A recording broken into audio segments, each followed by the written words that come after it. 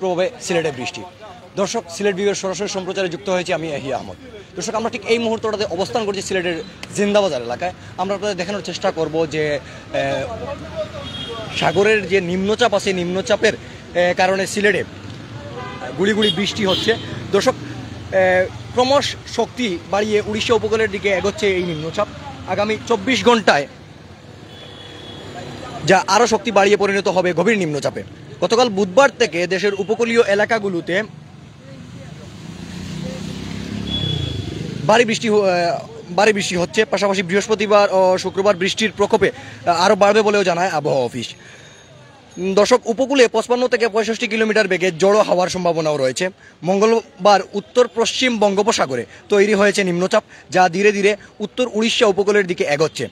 বঙ্গোপসাগরে সৃষ্ট এই লঘুচাপের প্রভাবে কোলাপাড়ার পায়রা বন্দর সহ গোটা উপকূলীয় এলাকায় মঙ্গলবার রাত থেকে থেমে থেমে বৃষ্টি হচ্ছে। কখনো কখনো মৃদু দমকা হাওয়াও বইছে।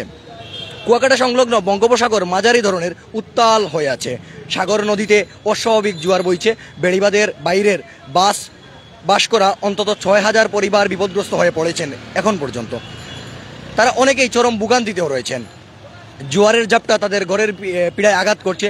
সিপিপিবির সহকারী পরিচালক আসাদুজ্জামান খান জানান, 3 নম্বর সতর্ক সংকেত দেখিয়ে যাওয়ায় নির্দেশনা দেওয়া হয়েছে। তবে ভোগান্তি হলেও বৃষ্টির কারণে প্রচণ্ড ব্যবসা গরম থেকে স্বস্তি পেয়েছেন লোকজন। কিছু কিছু সবজি চাষির আগাম বর্ষাকালীন সবজি ক্ষেতের কিছুটা ক্ষতি হয়েছে বলেও নিশ্চিত হওয়া গেছে।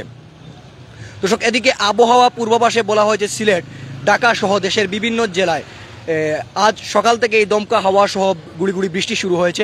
আবহাওয়া অধিদপ্তর আমাদেরকে জানিয়েছে, উত্তর পশ্চিম বঙ্গোপসাগরে অবস্থানরত সুস্পষ্ট লঘুচাপটি আজ সকাল 6টায় আরও ঘনীভূত হয়ে নিম্নচাপে পরিণত হয়েছে। আর এই প্রভাবেই দেশের বিভিন্ন স্থানে বৃষ্টি হচ্ছে। দর্শক, আবহাওয়া বিভাগ সতর্ক করে বলছে যে নিম্নচাপ বঙ্গোপসাগরের উত্তর দিক থেকে অগ্রসর হয়ে আরও ঘনীভূত হতে পারে। তবে এছাড়া দক্ষিণ পশ্চিম মৌসুমি বায়ু ঢাকা বিভাগের পূর্বাঞ্চল সহ বরিশাল, চট্টগ্রাম, সিলেট, ময়মনসিংহ বিভাগেও অগ্রসর হয়েছে। বৃহস্পতিবার 29 মে দেশের অভ্যন্তরীণ নদীবন্দরে যে নির্দেশনা দেওয়া হয়েছে বা যে সতর্কবার্তা আবহাওয়া অধিদপ্তর থেকে জানানো হয়েছে, সেটাতে ঢাকা সহ দেশের 9টি জেলার ওপর দিয়ে সর্বোচ্চ 80 কিলোমিটার বেগে ঝড় ও বজ্রসহ বৃষ্টি হতে পারে বলে জানা গেছে।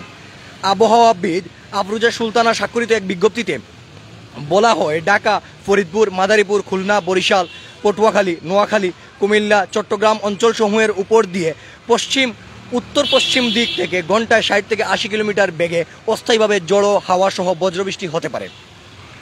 এসব এলাকার নদীবন্দরে সমূহকে 2 নম্বর নৌ হুঁশিয়ারি সংকেত দেখাতেও বলা হয়েছে। দর্শক, এদিকে বুধবার 28 মে সন্ধ্যা 6টা থেকে পরবর্তী 120 ঘন্টার পূর্বাভাসে বলা হয়েছে যে পরবর্তী 24 ঘন্টায় সিলেট, রংপুর, রাজশাহী, ময়মনসিংহ, ঢাকা, খুলনা, বরিশাল ও চট্টগ্রামের অধিকাংশ জায়গায় অস্থায়ীভাবে দমকা হাওয়া সহ হালকা থেকে মাঝারি ধরনের বজ্রসহ বৃষ্টিপাত হওয়ার সম্ভাবনা রয়েছে।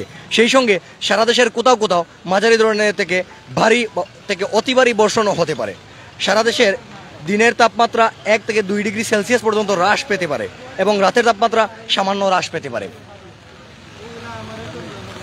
দর্শক, আসলে বলতে গেলে এই সাগরের উপকূলীয় এলাকাগুলোতে যে নিম্নচাপ সৃষ্টি হয়েছে, সেই নিম্নচাপের কারণেই সিলেটে গুড়ি গুড়ি বৃষ্টি হচ্ছে। পাশাপাশি গতকাল থেকে সিলেটে দেখা গেছে যে প্রচুর মুষলধারে বৃষ্টি হচ্ছে। মাঝে মধ্যে আবার এই বৃষ্টি খানিকক্ষণ বন্ধ ছিল, পরবর্তী আবার শুরু হয়েছে। দর্শক, এই ছিল বৃষ্টির আমার কাছে সর্বশেষ সংবাদ।